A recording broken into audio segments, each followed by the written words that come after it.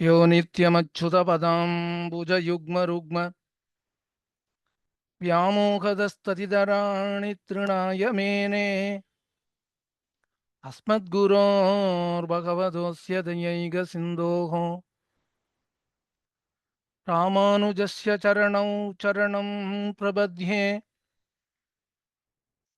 என்னை புவியுள் ஒரு பொருளாக்கி மருள் சுரந்த முன்னை பழவினை வேறறுத்து ஊழி முதல்வனையே பன்னப்பணித்த ராமானுசன் பரன்பாதமும் என் சென்னி தரிக்க வைத்தான். எனக்கேதும் சிதவில்லையே. வியாசம் வசிஷ்டநப்தாரம் சக்தேகே பௌத்திரமகல்மஷம் பராசராத்மஜம் வந்தே சுகதாதம் தபோநிதிம். व्यासाय विष्णुरूपाय व्यासरूपाय विष्णवे नमो वै ब्रह्मनिधये वासिष्ठाय नमो नमः. अविकाराय शुद्धाय नित्याय परमात्मने सतैकरूपरूपाय विष्णवे सर्वजिष्णवे कृष्णाय वासुदेवाय देवकीनन्दनाय च नन्दगोपकुमाराय गोविन्दाय नमो नमः.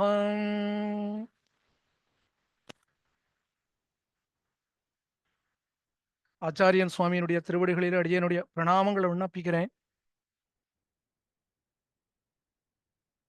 இந்த கோட்டியில் எழுந்தருளி இருக்கக்கூடியவா இன்னைக்கு ஒரு அரை மணி நேரம் முன்னாடின்னு சொன்னாலும் பரவாயில்ல, நாங்கள் வந்துடுறோம்னு வந்திருக்கக்கூடிய அனைவருக்கும்,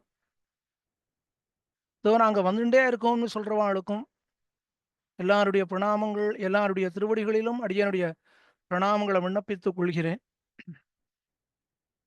ஒரு சாமானிய மனுஷன் எதை தெரிஞ்சுக்கணுமோ அதுதான் விதுர நீதி.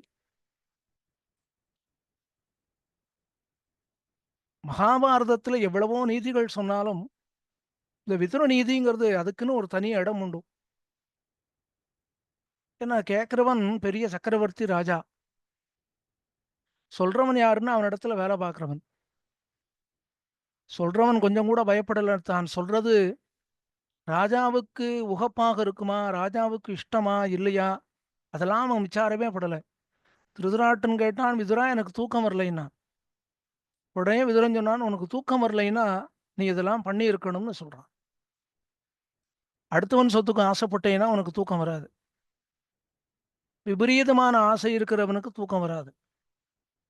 திருதராட்டா இதெல்லாம் நீ பண்ணினியாங்கிறத நீயே யோசனை பண்ணி பாரு அப்படின்னு சொன்ன உடனே திருதராட்டன் சொன்னான், விதுரா எனக்கு எது தர்மம் எது அதர்மம் அப்படிங்கறத நீ எடுத்து சொல்லுங்கிறான். ஏன் இப்ப திருதராட்டனுக்கு தெரியாதா? திருதராட்டனுக்கு நன்னா தெரியும் எது தர்மம் எது அதர்மம்னு. ஆனா எதையுமே எது நம்ம அபியாசத்துல இருக்கோ அதுதான் நமக்கு அனுஷ்டானத்துல வரும்.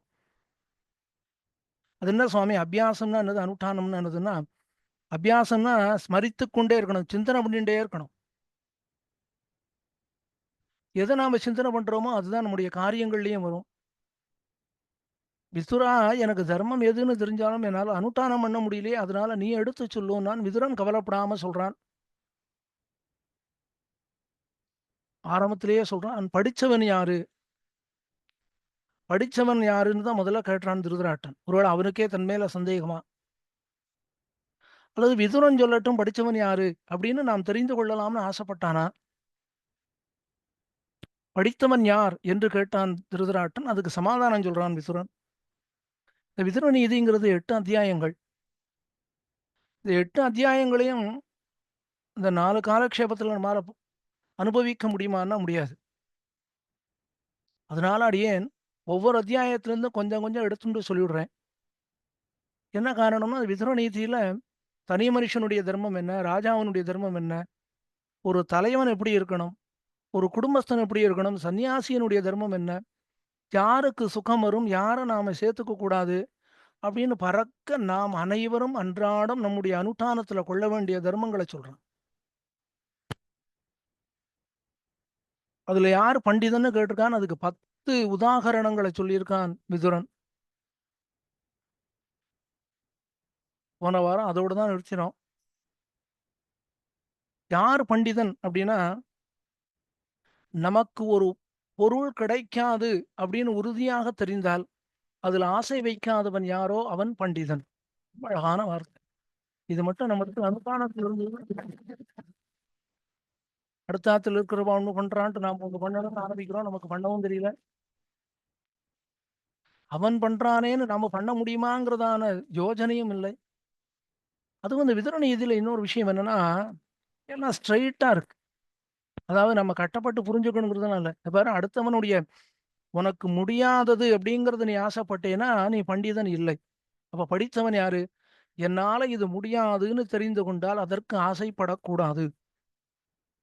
அதை விட முக்கியமா என்னன்னு சொல்றான், ஒரு வஸ்து நம்ம விட்டு போயிடுத்துன்னு வச்சுப்போம், நஷ்டம் ஆயிடுத்துன்னா, நஷ்டமான பொருளையே எவன் ஒருவன் நினைத்தானோ அவனும் படித்தவன் அல்ல. என்ன காரணம்? திரும்ப திரும்ப நம்ம விட்டு போன பொருளை நினைக்கிறதுனால எதுவும் நடக்காது. அது திரும்பி வந்து விடுமா என்ன? அதையே நினைச்சுட்டு இருக்கிறதுனால நமக்கு இருக்கக்கூடிய உற்சாகம் தான் குறையுமே ஒழிய மேல காரியங்கள் பண்ணதுக்கு ஆர்வம் இருக்காது. இது போல வரிசையாக 10 உதாகரணங்களை சொல்றான் விதுரன். யார் பண்டிதன் தெரியுமா? தன்னை யாராவது ரொம்ப கொண்டாடி, நான் சுவாமி உம்மை போல யாருமே கிடையாது, ஐயோ எவ்வளவு நல்லவர், உபன்யாசம் பண்றவாளுக்கு இது உண்டு. முன்னாடி சொல்லுவா, ஐயோ சுவாமி உம்மை போல உபன்யாசம் யாருமே பண்ண முடியாதும்பா. அவர் அந்த பக்கம் போன சொல்லுவா, இவரை போல யாருமே பண்ண முடியாது. இதே வார்த்தை தான் மாறி போயிடும். படிச்சவன் யார் அப்படின்னா, தன்னை ஒருத்தர் கொண்டாடினாங்கிறதுக்காகவும் சந்தோஷப்படுறது இல்ல. தன்னை ஒருத்தர் அவமரியாதையா நடத்தினா, தன்னிடத்துல மரியாதையாக நடந்து கொள்ளவில்லைங்கிறதுனாலையும் வருத்தப்படுறது இல்ல. எப்படி இருப்பான்னா, கங்கை எப்படி இருக்குமோ அது போல, கங்கை நதியில கலக்கமே இருக்காது, அது போலதான் இருப்பான் படித்தவன். அதுக்கு மேல சொல்றான், படிச்சவன் யாருங்கிறது அவன் பேச்சிலேயே தெரிஞ்சு கொள்ளலாம். பிரவிருத்தவாக் சித்திர கதகா ஊகவான் பிரதிபானவான் ஆசு கிரந்தஸ்ய வக்தா ச யச பண்டித உஷ்யதே. எவன் தடங்களே இல்லாம மேல மேல மேல மேல சொல்லிண்டே வரானோ அவன் படிச்சவன் என்பதை நன்றாக தெரிந்து கொள் திருதராற்றா. அது மட்டும் கிடையாது, தனக்கு தெரிந்த விஷயங்கள் தெரியாத விஷயங்களை யூகித்து, ஓ இது இப்படித்தான் இருக்கணும் அப்படின்னு யோசனை பண்ணி பேசுறான் இல்லையா, அவன் படிச்சவன். இப்ப திருதராட்டனுக்கு ஒரு சந்தேகம் வந்தது. படிச்சவன்னா இப்படி சொன்னியே விதுரா, படிக்காதவன் எப்படி இருப்பான், மூடன் எப்படி இருப்பான்னு கேட்டான். இந்த கேள்வியே வேண்டியதில்லை. கீழே சொன்ன லட்சணங்கள் இல்லைன்னா அவன் மூடன்னு தானே அர்த்தம். இருந்தாலும் ஏன் திருதராட்டன் கேட்கிறான்னா, ஒருவேளை நமக்காக தான் கேட்டிருக்கானோன்னு தோன்றது. யார் மூடன் அப்படின்னு கேட்டான் திருதராட்டன் விதுரன் இடத்துல. விதுரன் ரொம்ப அழகா சொல்லிட்டான், எவனுக்கு அகங்கார மமகாரம் இருக்கும் அவன் மூடன். உடனே திருதராட்டன் கேட்டான், அகங்கார மமகாரம் படிச்சிருந்தான்னா இருக்கும், அபாரமான ஐஸ்வர்யம் இருந்தா இருக்குமே விதுரா, அதனால ஒரு அகங்காரம் வருது தவிர நான் நன்னா படிச்சவன் அப்படிங்கிறதுனால அகங்காரம் வந்துவிடுமே விதுரான். விதுரன் சொன்னான், ஒருத்தன் படிக்காமலே இருக்கான், படிப்பே கிடையாது அவனுக்கு, நிழலுக்கு கூட பள்ளிக்கூடம் போனதில்லைன்னு சொல்வாள் இல்லையா, அப்படிப்பட்டவன் கர்வத்தோடு இருந்தான்னா அவனை போல ஒரு மூடன் யாரும் கிடையாது. அடுத்து அடுத்த ஒருத்தனை சொன்னான், யார் நிறைய செலவு பண்றாளோ, யார் நிறைய செலவு பண்றாளோ அவளையும் மூடன்னு சொன்னான். ஏன் அப்படின்னா, கையில கொஞ்சம் கூட பணம் காசு கிடையாது, ஆனா அபாரமா செலவு பண்றான், ஊதாரித்தனமாக இருக்கான், இவன் ஒரு மூடன். அதுக்கு மேல ஒருத்தனை சொன்னான், ரொம்ப ஆசை இருக்கு நிறைய சம்பாதிக்கணும்னு, அதுக்கு பாடுபடணுமே, வேலை செய்யணுமே, வேலையும் செய்ய மாட்டான், சோம்பேறியா இருப்பான், ஆனா நிறைய சம்பாதிக்கணும்னு ஆசைப்படுவான், இவனை மூடன்னு தெரிந்து கொள் திருதராற்றா.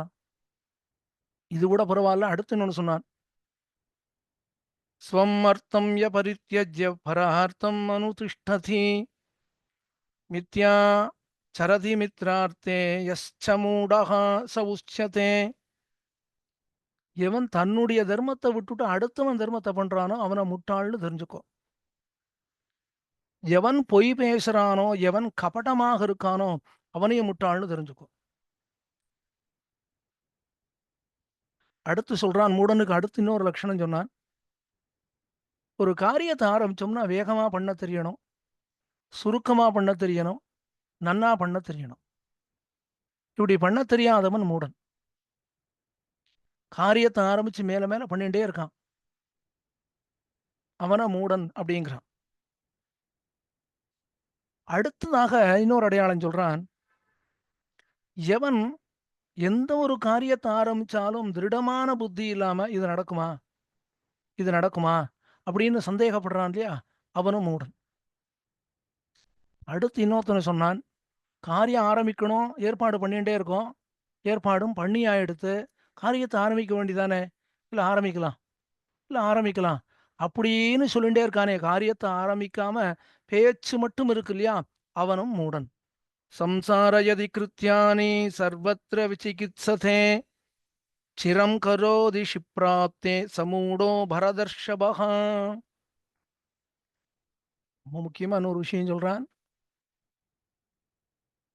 ஸ்ரார்த்தம் பித்ருப்யஹா ந ததாதி. தாயார் தகப்பனாருக்கு எவன் ஸ்ரார்த்தம் பண்ணலையோ, எவன் கர்மாவை பண்ணலையோ அவன் மூடன். திருதராட்டா, இந்த மூடனுக்கு இன்னொரு உதாரணம் சொல்றேன் கேளு. ஒருத்தன் ஒரு ஆத்துக்கு போயிட்டே இருக்கான், அடிக்கடி போறான், ஆனா அவனை யாரும் அங்க வான்னே கூப்பிடல. நம்மை ஒருவர் மதிக்காத பொழுது அந்த வீட்டிற்கு யார் ஒருவன் செல்கிறானோ அவன மூட ஆத்மா என்று அறிந்து கொள். அதே மாதிரி இன்னொரு அடையாளம் சொல்றான்.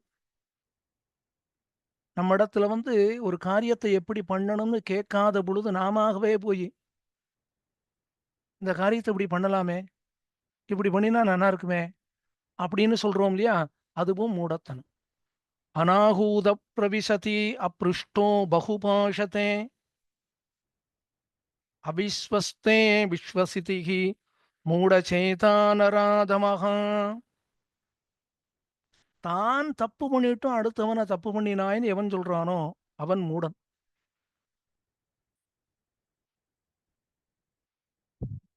உடனே வேற ஒரு உதாகரணம் சொல்றான் திருதராட்டன் இடத்துல.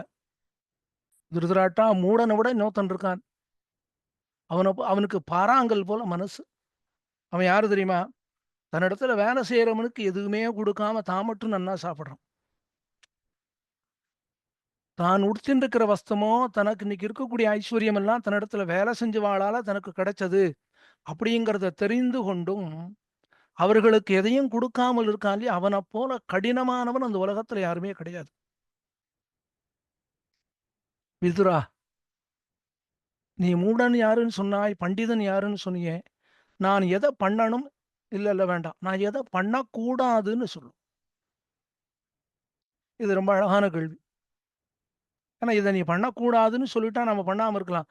கேட்கிறவனே முதல்ல திருதராட்டனே எதை பண்ணக்கூடாதுன்னு கேட்கிறான், ஆனா எதை பண்ணக்கூடாது அதை தான் பண்றான். சரி, குறைஞ்சபட்சம் கேள்வியாவது கேட்கிறானே, எதை பண்ணக்கூடாதுன்னு தெரிஞ்சுக்கிறானே, அந்த ஆசையாவது அவனுக்கு இருக்கு. ஏகஸ்வாது நபுஞ்சீதா ஏகஸ்ச அர்த்தான்ன சிந்தயேத் ஏகோ ந கச்சேத் வானம் நைக சுப்தேஷு ஜாக்ருயாது. அழகான ஸ்லோகம். ஏகஸ்வாது ந புஞ்சீதாக. இது திருப்பாவி வியாக்கியானத்திலையும் இந்த பிரமாணத்தை சொல்லியிருக்கு. நல்ல ருச்சியான ஒரு வஸ்து, நல்ல மாம்பழம், மல்கோவா மாம்பழம் நமக்கு கிடைச்சிருக்கு அப்படின்னா நாம மட்டும் அதை சாப்பிடக்கூடாது, அடுத்த வாளுக்கு கொடுத்து சாப்பிடணும். ஏன் நாமே சாப்பிட்டோம்னா நமக்கு அஜீரணம், வியாதி வரும். மேலே மேலே நமக்கே மாம்பழம் நன்னா இருக்குன்னு யாருக்கும் கொடுக்காம ஆத்துக்குள்ளே போய் கதவை சாப்பிட்டுண்டோ நாமே உட்காந்து சாப்பிட்டோம்னா என்ன ஆகும்? அவ்வளோதான், மூச்சு முட்டிவிடும், வாத்தியாரை தான் கூப்பிடணும் அப்புறம். அடுத்தது ஏகஸ்சார்த்தான சிந்த ஏது. எப்போதுமே எந்த ஒரு விஷயத்தையும் தான் மட்டுமே ஆலோசிக்க கூடாது, 4 பேர்கிட்ட கேட்கணும். விபீஷணன் சரணாகதி பண்ணினான், பெருமாள் வானரங்களை கூட்டு கேட்டானே. அதே மாதிரி ஒரு ஊர்ல இருந்து இன்னொரு ஊருக்கு போறோம், தனியா போறோம், போகக்கூடாது. ஒரு கிராமத்திலிருந்து இன்னொரு கிராமத்துக்கு போறோம்னா, நமக்கு பேச்சு துணைக்கு ஒருவரை அழைத்துக் கொண்டு செல்ல வேண்டும். கடைசியா ஒண்ணு சொன்னா, இந்த காலத்துக்கு ரொம்ப ரெலவென்ட்டா இருக்கு. எல்லாரும் தூங்கின்னு இருக்கிறப்ப நாம மட்டும் முழிச்சுட்டு இருக்கக்கூடாது. எல்லாரும் தூங்கிட்டான்னு சொல்லக்கூடாது இது மாரியான கோட்டியில. இருந்தாலும் எல்லாரும் தூங்குறப்ப நாம எப்படி முழிச்சுட்டு இருப்போம்னு ஒரு சந்தேகம் வரலாம் இல்லையா? அதுக்காக சொல்றேன். எல்லாரும் தூங்கின அப்புறம் தான் நாம உட்கார்ந்து YouTubeஅ பார்க்கிறோம்னு வச்சுப்போம். அத பண்ணக்கூடாதுங்கிறான் விதுரன்.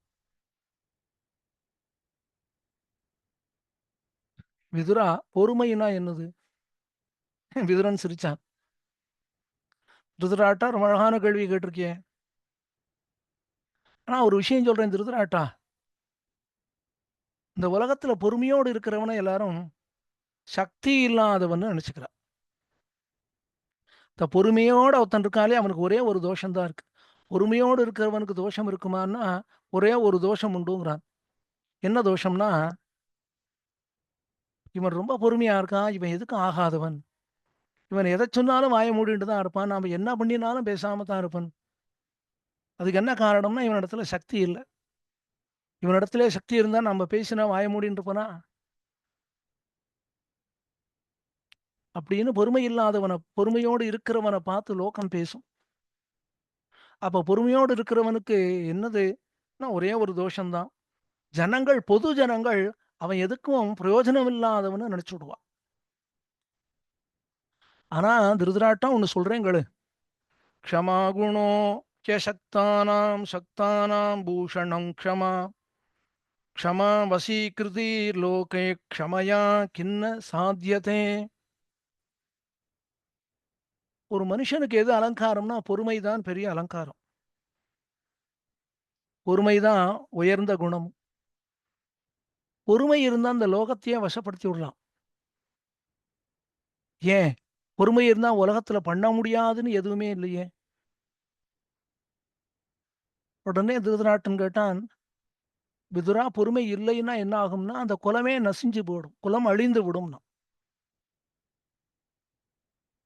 எந்த குலம் அழிஞ்சு விடும்? அதுக்கு பதில் சொல்றான், "எலியை பாம்பு விழுங்குவது போல." எலி இருக்கு இல்லையா? அத பாம்பு கபளீகரம் பண்ணி விடுறது இல்லையா? அதுபோல யாருடைய குலம் மங்கும் தெரியுமா? 2 அடையாளம் சொல்றான். எந்த ராஜா தன்னுடைய விரோதியை அடக்கவில்லையோ, இது முதல் அடையாளம். இது கூட நமக்கு பொருந்தாது. நமக்கு பொருந்துறதாக அடுத்து ஒண்ணு சொன்னான். பிராமணம் சப்ரவாசினம். எந்த ஒரு பிராமணன் திவிதேசங்களுக்கு போகவில்லையோ, புண்ணியமான தீர்த்தங்கள்லயே நீராடலையோ, அவனுடைய குலம் நசிக்கும்னு தெரிஞ்சுக்கோ திருதராட்றான். அப்படின்னு சொல்லிட்டு அடுத்ததாக ரொம்ப அழகா ஒண்ணு சொல்றான். சாமானியமான மனுஷன் யாரு? சாமானியமான மனுஷன்னா ஞானம் இல்லாதவன், சம்சாரி, அக்ஞன், அஞ்ஞானத்தோடு இருக்கிறவன் அப்படின்னு சொல்லலாம். ஆனா வித்துரன் சாமானிய மனுஷன்கிறவன் யாருங்கிறதுக்கு அடையாளம் சொன்னான். சாமானிய மனுஷன் யார் அப்படின்னா,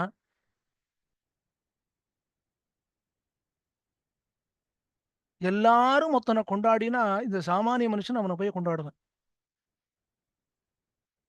ஏன் அதுல என்ன தப்பு? அதுல ஒண்ணும் தப்பு இல்லையே! எல்லாரும் கொண்டாடினா, அதனால இவனும் கொண்டாடினான். அப்படி அல்ல. நாம ஒருத்தர கொண்டாடணும்னா, அதுக்கு அவனுக்கு அந்த யோக்கியதை இருக்கா? யோக்கியதை இருந்தா கொண்டாடணும். இல்லைன்னா கொண்டாடக்கூடாது. ஆனா, இந்த சாமானிய மனுஷன் என்ன பண்ணுவான்? 4 பேர் கொண்டாடினான்னா, ஓஹோ! அவர்கள் கொண்டாடினார்கள், நாமும் கொண்டாட வேணும்னு பண்ணுவான்.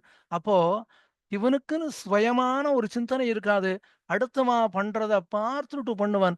இவன விட சாமானியமான மனுஷன் யாரும் கிடையாது. குதிரா அடுத்து ஒரு அழகான கேள்வி கேட்டான். சன்னியாசிக்கு எது தர்மம்? இவன் நினைச்சுண்டான் தர்மபுத்திரன் சன்னியாசியா போயிடுவானோன்னு. அப்பதானே ராஜ்யம் இவனிடத்துல தங்கும். சன்னியாசிக்கு எது தர்மம்னு கேட்டான். அடுத்தது சம்சாரிக்கு எது தர்மம்? இதையும் கேட்டான். இதுக்கு பதில் ரொம்ப அழகா சொல்றான் விதுரன். द्वावेव न विराजेते विपरीतेन कर्मणा गृहस्थश्च निरारम्भः காரியவாம்ச்சைவ பிக்ஷுக்கஹா, விபரீதமான கர்மாவை உடையவர்கள், அவர்களுக்கு தர்மம் இல்லைன்னு அர்த்தம். அப்ப சன்னியாசிக்கு எது தர்மம்? சன்னியாசி எந்த ஒரு காரியத்திலும் பிரவர்த்திக்க கூடாது. எப்போதும் சன்னியாசி பகவத் தியானமே பண்ணிட்டு இருக்கணும். இது சன்னியாசியினுடைய லட்சணம். இது சன்னியாசியினுடைய தர்மமும் கூட. அப்ப சம்சாரியினுடைய தர்மம் என்ன அப்படின்னா, ஒரு கிரகஸ்தன், ஒரு குடும்பியாக இருக்கிறவன், அவனுக்குன்னு ஒரு குடும்பம் இருந்ததுன்னா, அந்த குடும்பத்தில் இருப்பவர்களை ரட்சிப்பதற்காக இவன் முயற்சி பண்ணாமல் இருக்கக்கூடாது, முயற்சி பண்ணிக்கொண்டே இருக்க வேண்டும். எப்பொழுதும் முயற்சி பண்ணிட்டே இருக்கணும். அப்ப சன்னியாசி பிரவர்த்தி என்பதே கூடாது. சன்னியாசிக்கு நிவர்த்தி தர்மம். குடும்பி கிரகஸ்தனுக்கு பிரவர்த்தி தர்மம், தன் குடும்பத்தை ரட்சிப்பது அவனுக்கு தர்மம். அடுத்து ஒரு கேள்விய விதுரனே கேட்டு சொல்றான். திருதராட்ரா, உன் பிள்ளைகளுக்கு ராஜ்யம் வேணும் வேணும் வேணும்னு சொல்றியே, ஒரு விஷயம் சொல்றேன் கேளு. நீ எவ்வளவு சம்பாதித்தாலும் நியாயமான வழியில சம்பாதித்தால் அந்த பணம் உன் கூட தங்கும். அந்த அந்த ஐஸ்வர்யத்தை உன்னால அனுபவிக்க முடியும். நியாயம் இல்லாமல் அநியாயமாக சம்பாதித்தால், எதை சம்பாதித்தாயோ அதுவே உனக்கு விரோதியாகிவிடும். நியாயாகதஸ்ய திரவியஸ்ய போத்ததவ்யௌ பாமாவதிக்ரமௌ அபாத்ரே பிரதிபத்திச்ச பாத்ரே ச அப்பிரதிபாதனம். சரி, அப்படி நியாயமான வழியில சம்பாதித்த பணம் நம்மோட இருக்கணும்னா என்ன பண்ணணும்? திருதநாட்டன் கேட்டான். அதுக்கு எத்தனை 2 சமாதானம் சொன்னான். ஒன்னும், யாருக்கு கொடுக்கணுமோ அவளுக்கு கொடு. வேத விதேயக்கில தத்தம் தத்தம்னு சொல்லியிருக்கு. யாருக்கு கொடுக்க கூடாதோ அவர்களுக்கு கொடுக்காதே. அபாத்ரே பிரதிபத்திஷ்ட, இவனுக்கு இதை கொடுக்க கூடாது, இவன் இதுக்கு பாத்திரம் இல்லைன்னா அவனுக்கு கொடுக்காதே. ஒருத்தனுக்கு இதை வாங்குறதுக்கு யோகிதை இருக்குன்னு உனக்கு தெரிந்தால் அவனுக்கு அவசியம் அதை கொடுத்து. அடுத்து சொன்னான் 4 விஷயங்களை சொல்றான். ரொம்ப முக்கியமான விஷயம். அதாவது 2 விஷயங்களா சொல்றான், 3 விஷயங்களா சொல்றான்னு பார்த்தோம் இல்லையா? அடுத்து 4 விஷயங்கள்.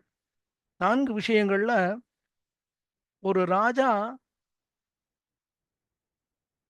இந்த 4 பேரோட சேரக்கூடாதுங்கிறான். யாரோடனா, அடியே ஒரே ஒரு நிமிஷம்.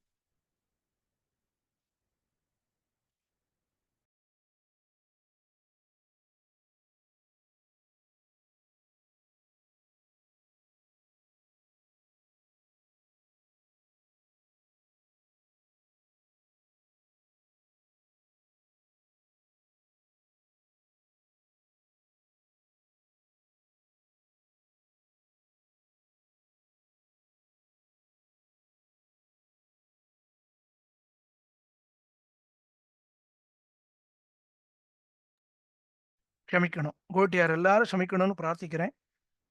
இந்த ஒரு ராஜா இந்த 4 பேரை விட்டுடணும் அப்படின்னு சொல்றான். அல்பமான புத்தி இருக்கிறவா இவாளோட ஒரு ராஜா சேரவே கூடாது. இதெல்லாம் இன்னைக்கு நடைமுறையில் இருந்ததுன்னா அந்த தேசமே எவ்வளவு நல்லா இருக்கும்.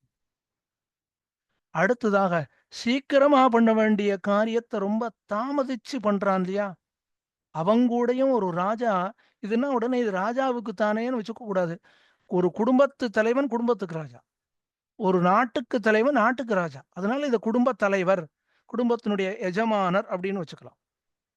3வது, சோம்பேறிகளோட ஒரு நாளும் சேரக்கூடாது. ஏன்னா அவளோட சேர்ந்தோம்னா அது வைரஸ் மாதிரி நம்மோட அது பத்திக்கும்.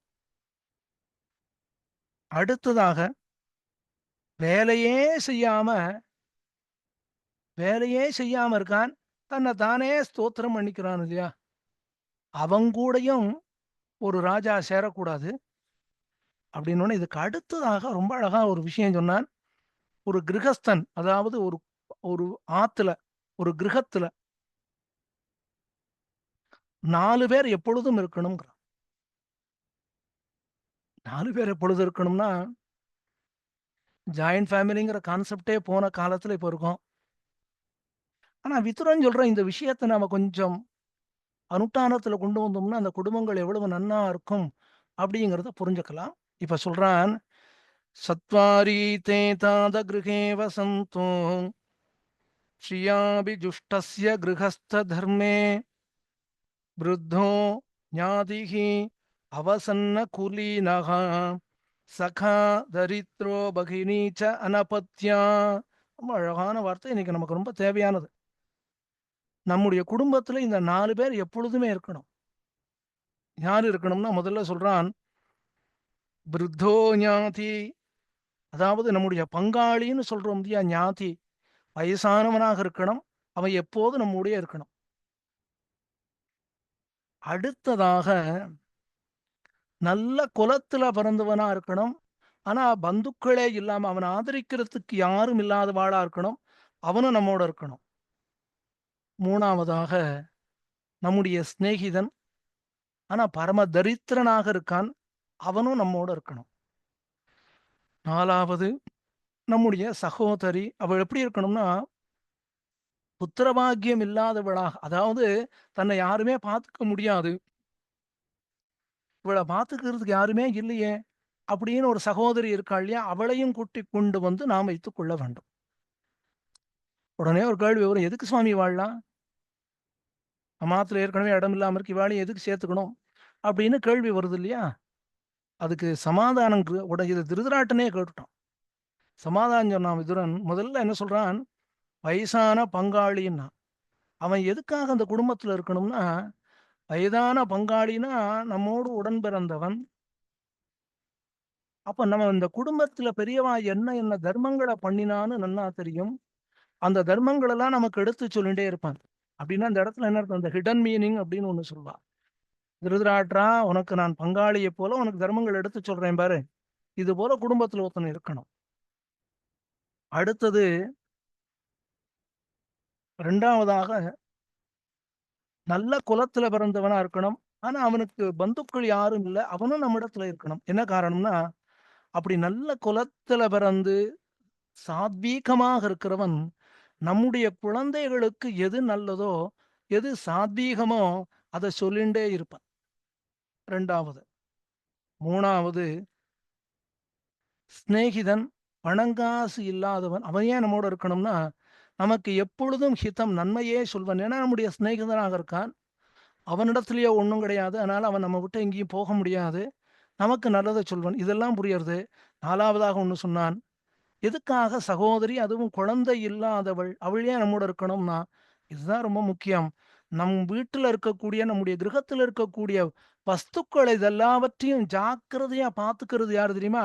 அவள் தான் பார்த்துப்பாள். ஐயோ என் தம்பி கட்டப்படுறானே, அவன் கட்டப்பட்டு சம்பாதிச்சது, இதெல்லாம் பத்திரமா வச்சுக்கணும் அப்படின்னு அவள் நினைப்பலாம். இந்த 4 பேரும் ஒரு குடும்பத்துல இருக்கணும் அப்படின்னு சொல்றான். இன்னைக்கு இதெல்லாம் எடுபடுமா அப்படிங்கிறதெல்லாம் வேற. ஆனா அவசியம் நாம தெரிஞ்சுக்க வேண்டியிருக்கு.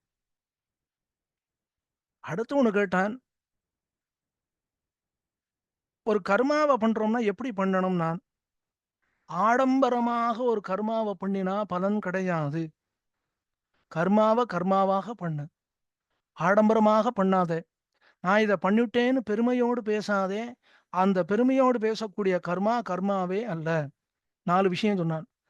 சத்வாரி கர்மான் பயங்கராணி பயம் பிரயச்சந்திய யதா கிருதானி மானா அக்னிஹோத்திரம் உதமானமௌனம் மானேனாதீத முதமான யஜ்ஞகா.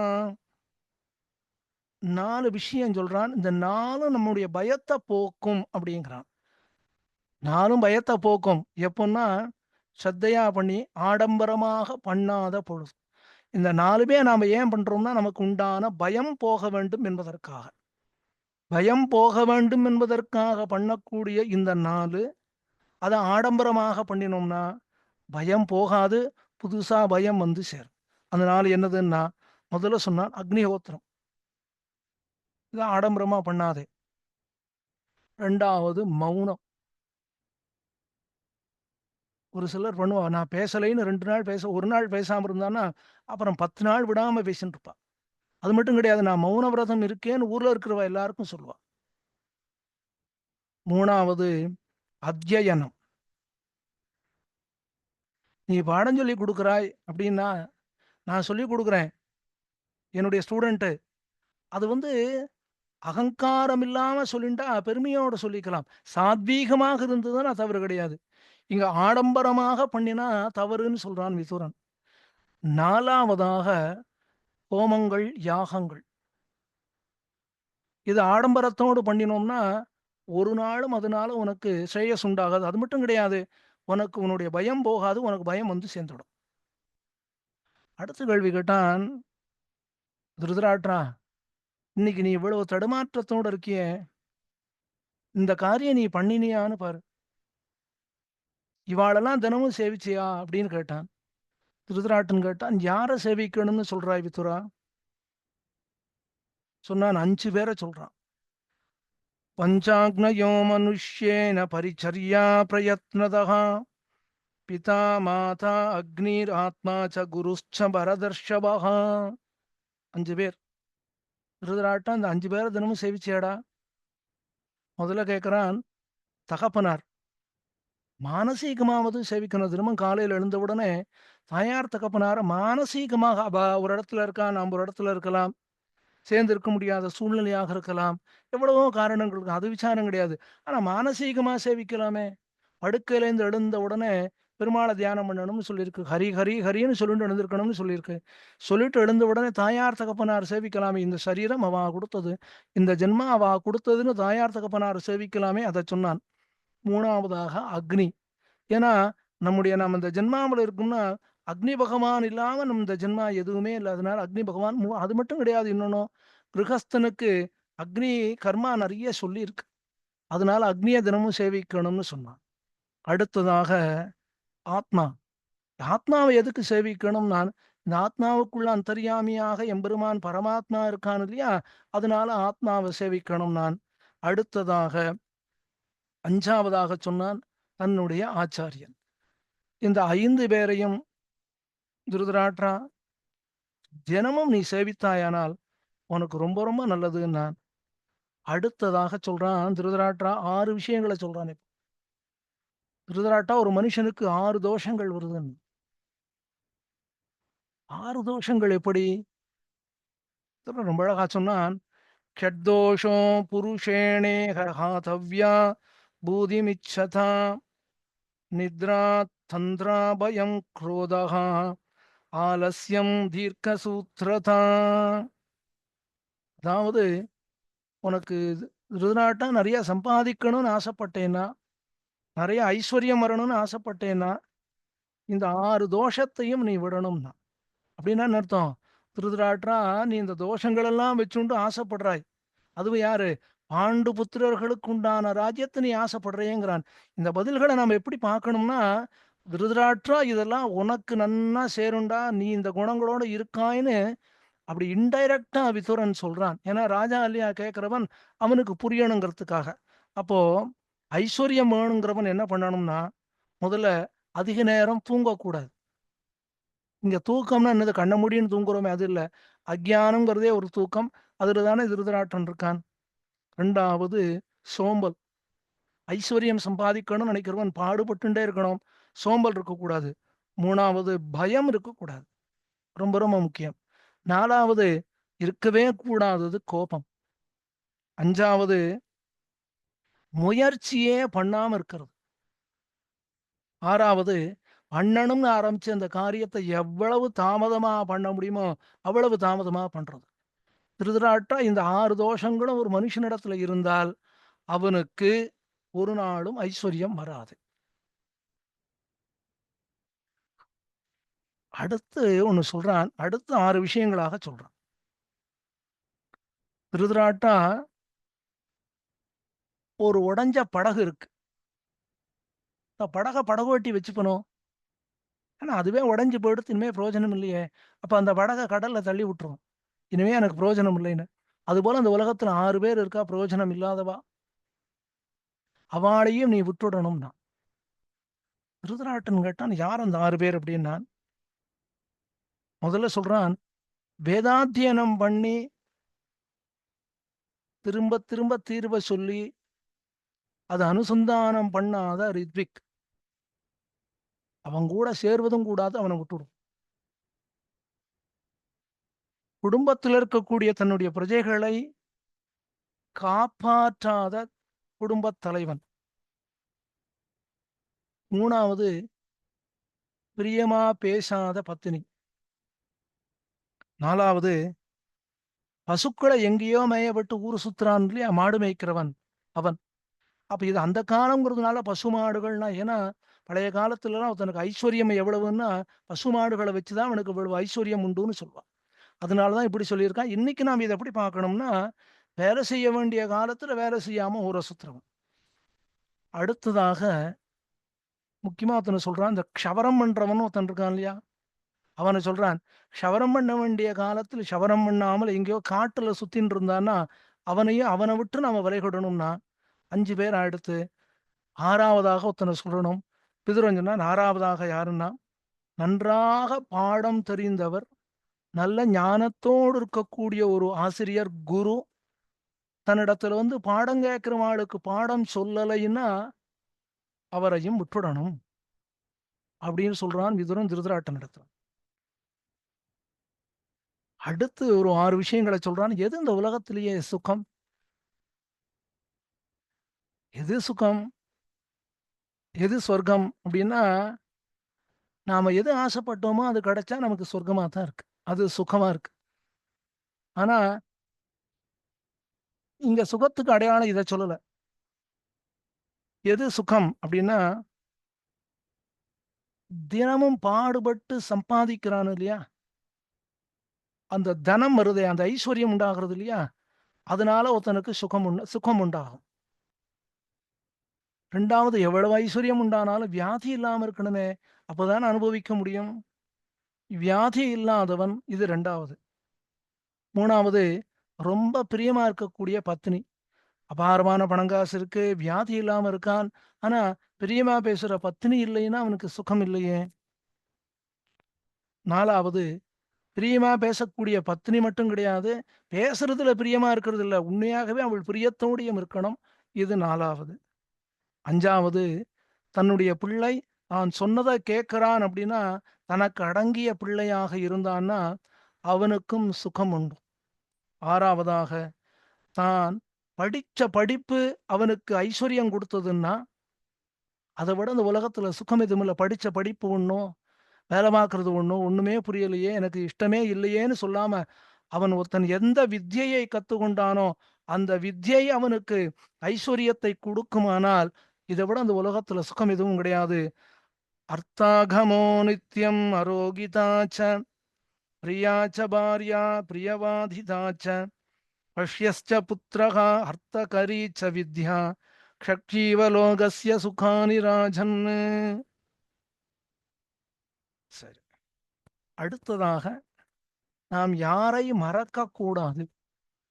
இதுலயே 6 பேரை சொல்றான். இது ரொம்ப முக்கியமானதுங்கிறதுனால தான் இந்த 6ங்கிற விஷயத்துல மட்டும் கொஞ்சம் அதிகமா எடுத்து அடியேன் இந்த கோட்டியில விண்ணப்பிக்கிறேன். இந்த 6 பேரையும் நாம் மறக்க கூடாது. அதாவது விதுரன் சொல்றான், இந்த 6 பேரையும் மறந்து விடுவார்கள்னு சொல்லியிருக்கான். நாம எப்படி புரிஞ்சுக்கணும்னா, இந்த 6 பேரையும் மறக்க கூடாது.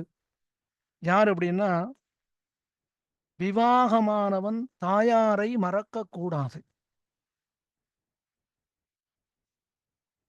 பாடம் படித்தவன் தனக்கு பாடம் சொல்லிக் கொடுத்த ஆச்சாரியனை மறக்க கூடாது.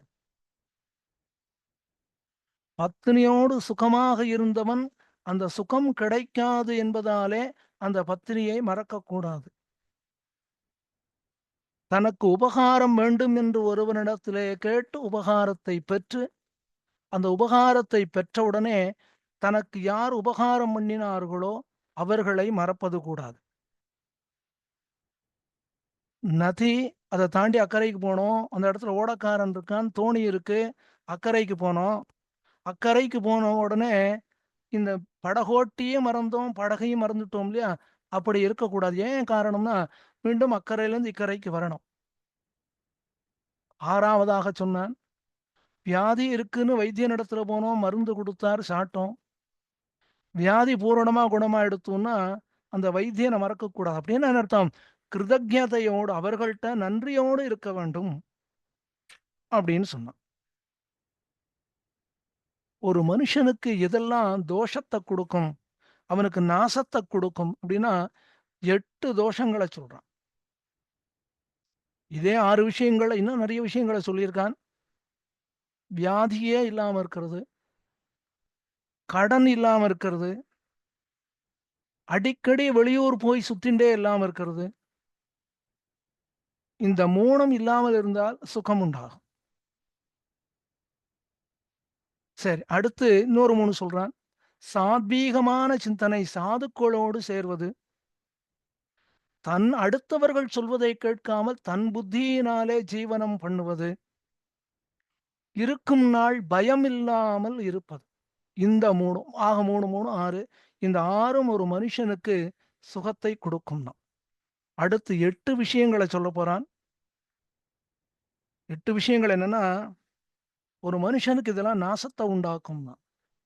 8 விஷயங்கள் 8மே வேதாத்தியனம் பண்ணினவன் ஆளை சேர்ந்ததாக இருக்கு.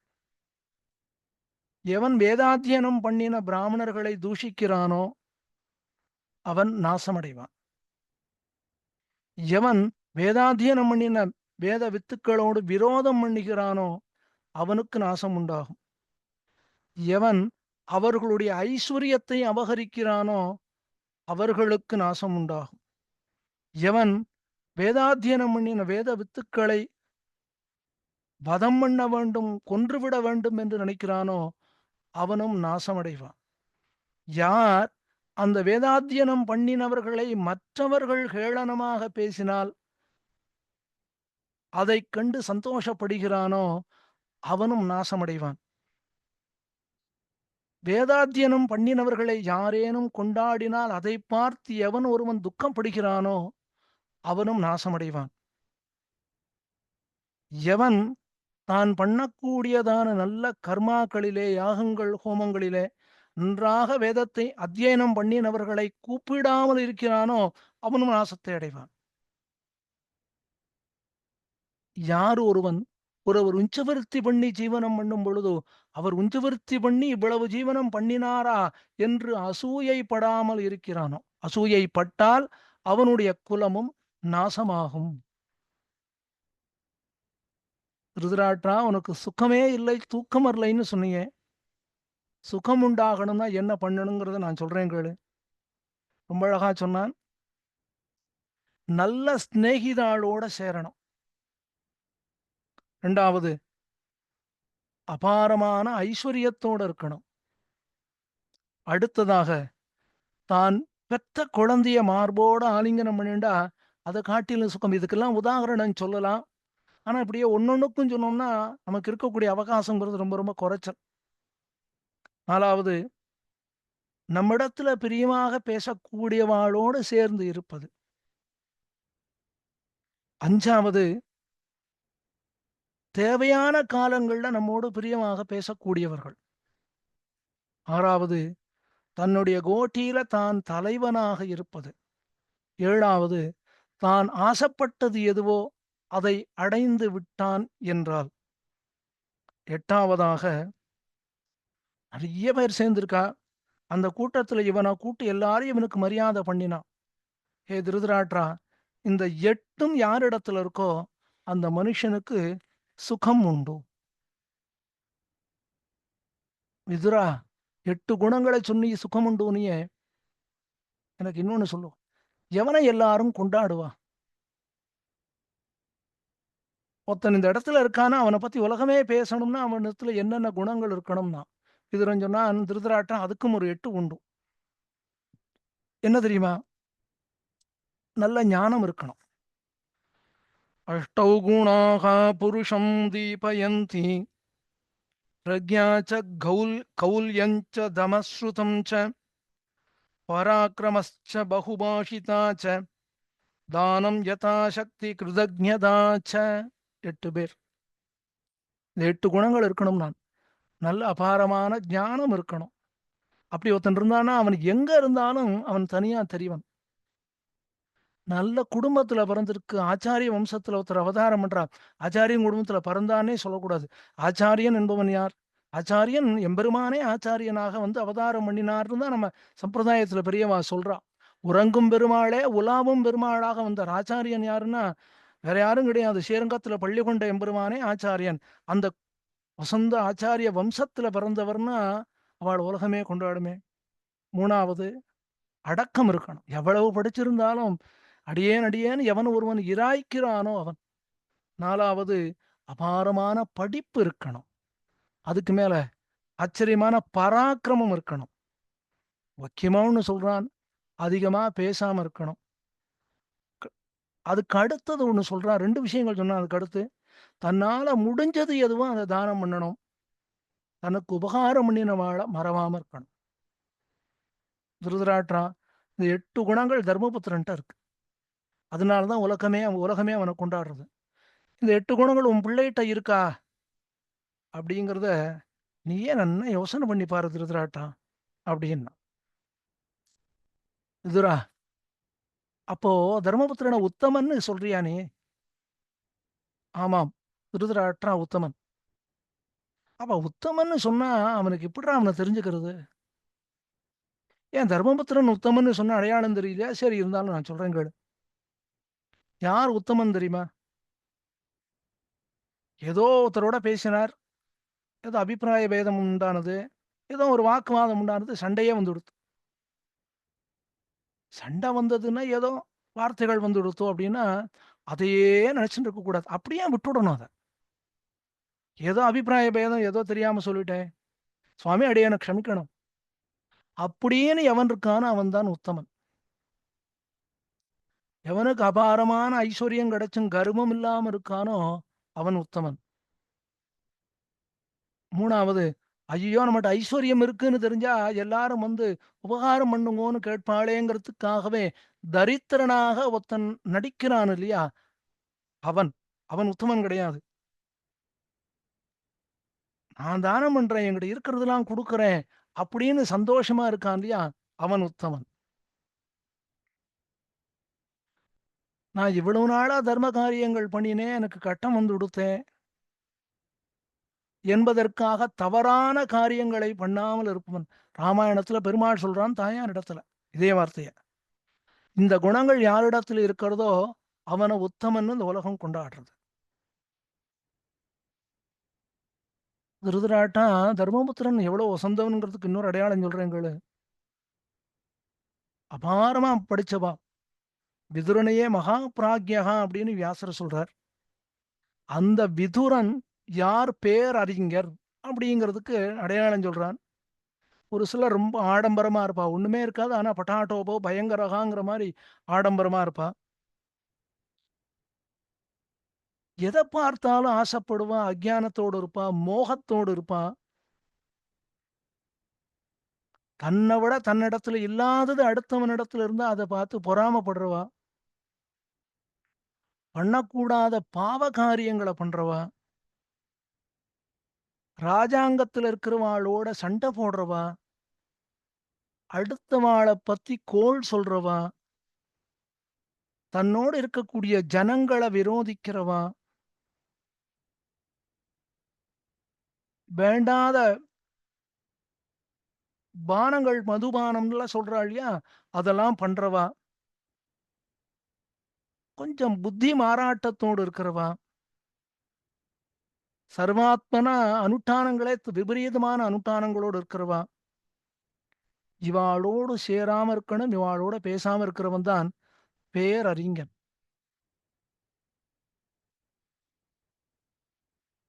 இதோட முதல் அத்தியாயம் முடியறது. ஆனா ஒவ்வொரு அத்தியாயம் முடியறப்பும் விதுரன் சொல்றான், "அண்ணா உனக்கு நல்லதெல்லாம் சொல்லிட்டேன். தயவு செய்து நான் சொல்றத கேளு. பாண்டு புத்திரர்களுக்கு உண்டான ராஜ்யத்த கொண்டு போய் குடுத்துடுங்கிறான்." இப்ப 2வது அத்தியாயம் ஆரம்பமாறுது. அதுல நெறைய இருக்கு ஸ்லோகங்கள் எல்லாம். ராஜாக்களுக்கு தேவையானது நெறைய சொல்றான்.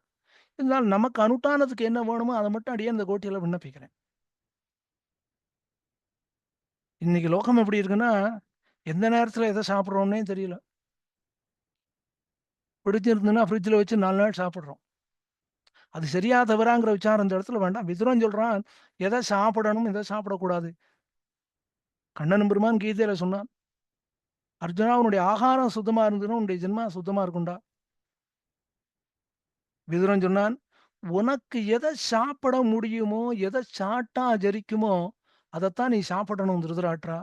புரிஞ்சுக்கோ, உன் பிள்ளைகளுக்கு இவ்வளவு ராஜ்யம் வேண்டாம், குடுத்து விடுங்கிறான். அப்போ எத சாப்பிட முடியுமோ அதத்தான் சாப்பிடணும். சாப்பிட்டதுல உனக்கு எது ஜெரிக்குமோ அதத்தான் நீ சாப்பிடணும். அப்படி சாப்பிடுறவன் தான் நல்ல ஆரோக்கியத்தோட இருக்க முடியும். இல்லைன்னு சொன்னா, அவனால இந்த ஜென்மாவுல நிம்மதியாவே, சந்தோஷமாவே இருக்க முடியாது. திருதராட்ரா இன்னொன்னு சொல்றேன் கேளு. ஒரு காரியம் ஆரம்பிக்கிறதுக்கு முன்னாடி, "கின்னு மே ஸ்யாதிதம் கிருத்வா, கின்னு மே ஸ்யாத குர்வதः, இதி கர்மாணி சஞ்சின்த்ய, குர்யாத்வா புருஷோ நவா." ஒரு மனுஷன் காரியம் ஆரம்பிக்கிறதுக்கு முன்னாடி, அத பண்ணினா என்ன ஆகும்? பண்ணாம இருந்தா என்ன ஆகும்? அப்படிங்கிறத தீர்க்கமா சிந்தனை பண்ணணும். தீர்க்கமா சிந்தனை பண்ணி அதுக்கப்புறம் ஆரம்பிக்கணுமே ஒழிய, ஒரு காரியத்த ஆரம்பிச்சுட்டு தடுமாறக்கூடாது. இதே வார்த்தைய கும்பகர்ணனும் ராவணனிடத்துல சொல்றான். "திருதராட்ரா, உன்ன சுத்தி இருக்கிறவன் எல்லாரும் உனக்கு நல்லவான்னு நெனச்சுக்காத. எல்லாரும் என்ன போல நல்லது சொல்ல மாட்டா.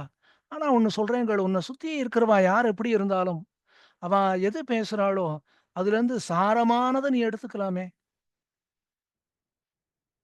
திருதராட்டன் கேட்டான், "அப்படி என்ன என்னால தேட முடியும்னா?" விதுரன் ரொம்ப அழகா சொன்னான், "இந்த பாரு, யாரோ ஒருத்தன பைத்தியக்காரன்னு சொல்றோம்.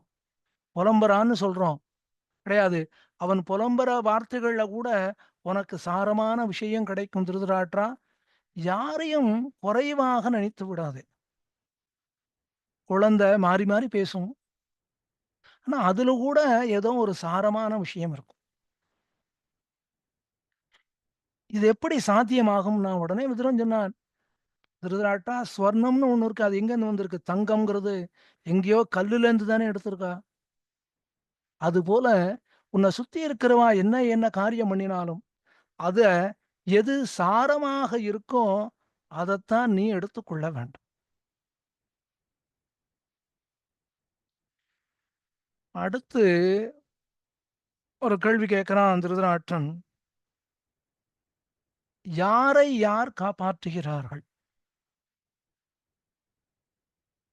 அதுக்கு விதுரன் பதில் சொன்னான், "சத்யேன ரக்ஷதே தர்மः, வித்யா யோகேன ரக்ஷதே, மிருஜயா ரக்ஷதே ரூபம், குலம் விருத்தேன ரக்ஷதே."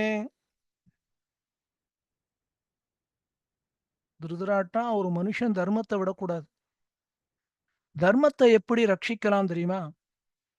சத்தியமாக இருப்பதால. எது சத்தியம்னா, அடுத்தவர்களுக்கு ஒண்ணு பிடிக்காதுங்கிறதுனால யதார்த்தத்த சொல்லாம இருக்கக்கூடாது. ஆனா சொல்றப்ப எப்படி சொல்லணும்னா, அவர்களுக்கு புரியற மாதிரி, அவர்கள் மனது நோகாத மாதிரி பேசணும். அதனால தர்மம் என்பது சத்தியத்தாலே காப்பாற்றப்படுகிறது. படிப்பு திரும்ப திரும்ப அபியாசம் பண்ணணும். 4000 சந்தேகம் எடுத்தோ, தீர்வ சொன்னோம். அப்படியே நின்னுடுமா? கோர்ட்டுக்கு போ வேண்டாமா? கோர்ட்டுக்கு போனா தானே இந்த தீர்வ சொன்னது திரும்ப திரும்ப நமக்கு அனுசந்தானத்துல இருக்கும். அதே மாரி அழகு. கண்ணாடி இருக்கு.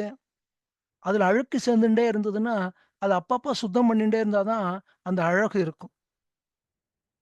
அதேபோல ஒரு குலம்.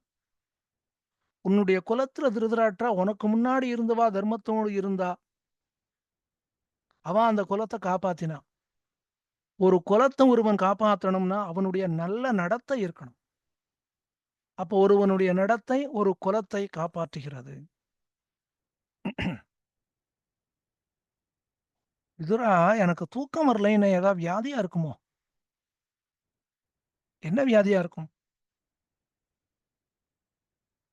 "விதுரா, எதனால வியாதி உண்டாருது ஒரு மனுஷனுக்கு?" ரொம்ப அழகா அதுக்கு விதுரன் சமாதானம் சொன்னான். ஒரு மனுஷனுக்கு நெறைய வியாதி உண்டாருது. இதுக்கு என்ன காரணம்னா, நம்மிடத்துல இல்லாத ஒரு வஸ்து அடுத்தவனிடத்துல இருந்ததுன்னா, அத பார்த்து பொறாமப்படுறவனுக்கு வியாதி வரும்.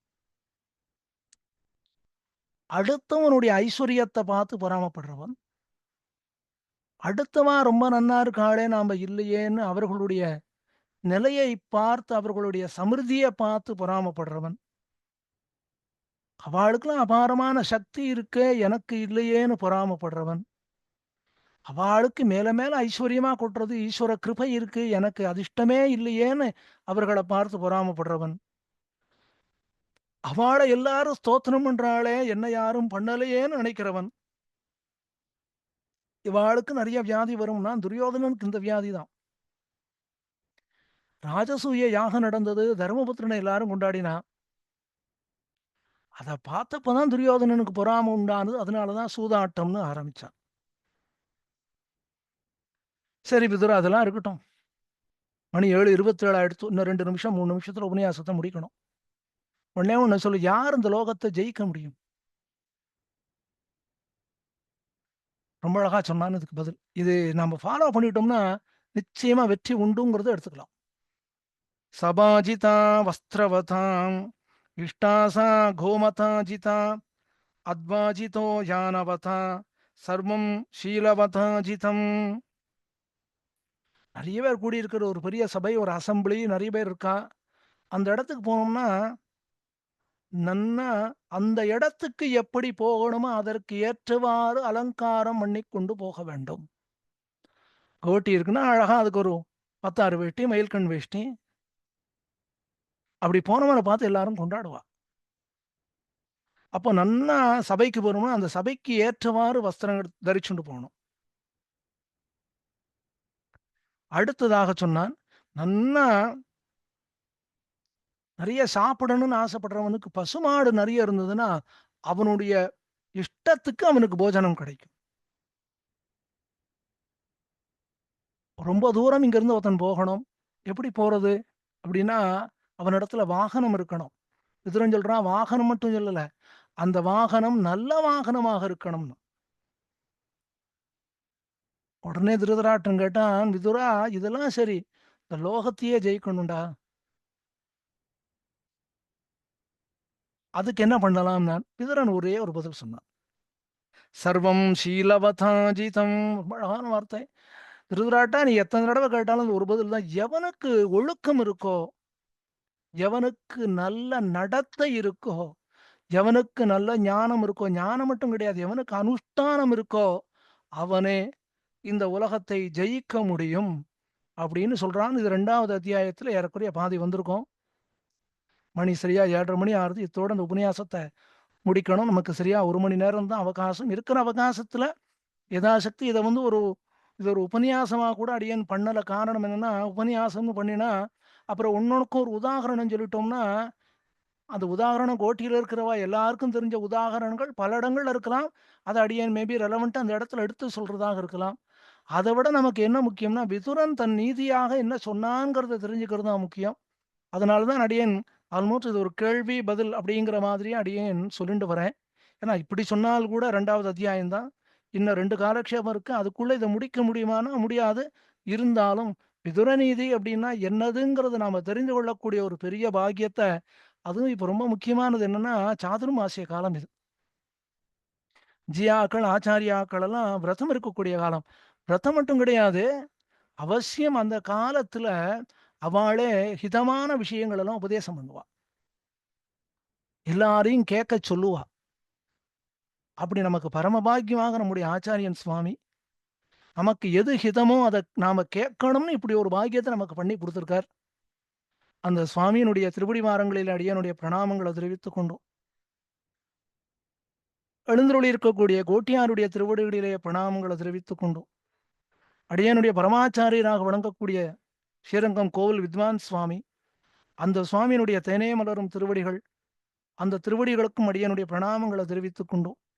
அடியனுடைய வார்த்தையத்தோடு முடிக்கிறேன். ஸ்ரீமத்யை விட்டு சித்தாரிய மனோநந்தன கேதவே நந்தநந்தன சுந்தரியை கோதாயை நித்யமங்கலம். ஸ்ரீமதே ரம்ய ஜாமாத்ருமுனீந்திராய மகாத்மனே ஸ்ரீரங்கவாசினே பூயாத் நித்யஸ்ரீ நித்யமங்கலம்.